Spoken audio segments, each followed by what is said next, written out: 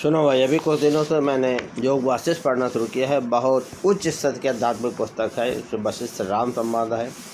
इसी से समझ लेना चाहिए कितने उच्च स्तर की है। ये साधकों के लिए। इसका कहीं प्रवचन वगैरह हमने जिक्र नहीं सुना। इसका एक एक शब्द अगर आचरण कर लिए, मनन कर लिए, तो बेड़ा पार करा देगा। वैराग्य प्रकरण चल रहा है। विषय है श्री तृष्णा की निंदा। कल भगवान राम बता चुके हैं कि तृष्णा एक पागल घोड़ी के समान है। तृष्णा कहीं न कहीं न बौराहा। तृष्णा को छोड़ो, तृष्णा का त्याग करना चाहिए। अब पागल घोड़ी का पकड़वा तो कटबे करी, न काटी, क्योंकि इसका फल जानते हैं क्या है?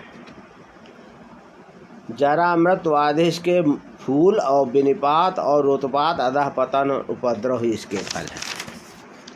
आगे कह रहे हैं मुने, चिंता, तृष्णा को क्या कहते हैं? चिंता। चिंता सापिन कहीं नहीं खाया, लोभ पास गर कहीं न बंधाया।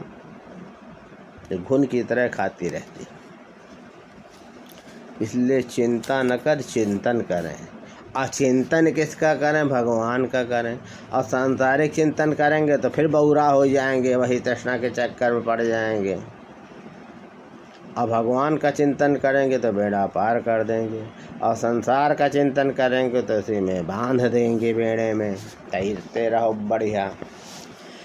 तो वही कह रहे हैं भगवान राम की चिंता यानी तृष्णा चंचल मोरनी के समान है। मोरनी वर्षा की बूंदें पड़ने पर बारंबार नृत्य करती है।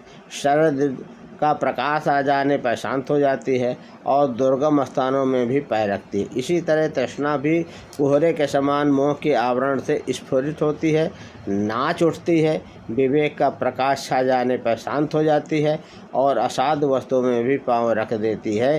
केवल वर्षा काल में इतराकर बहने वाली छोटी नदी और तृष्णा में बहुत कुछ समानता है। वह नदी वर्षा के अतिरिक्त समय में चिरकाल तक जलशून्य पड़ी रहती है।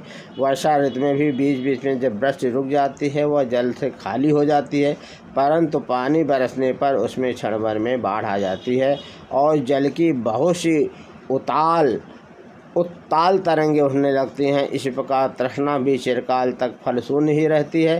कभी कभी सबल होने पर भी बीच बीच में फल शून्य हो जाती है। जड़ पदार्थों में ही इसे अधिक आनंद मिलता है और क्षण भर में ही यह उल्लसित हो उठती है। चारे के लोभ से चंचल हुई चिड़िया जैसे फल शून्य खड़े हुए वृक्ष को छोड़कर दूसरे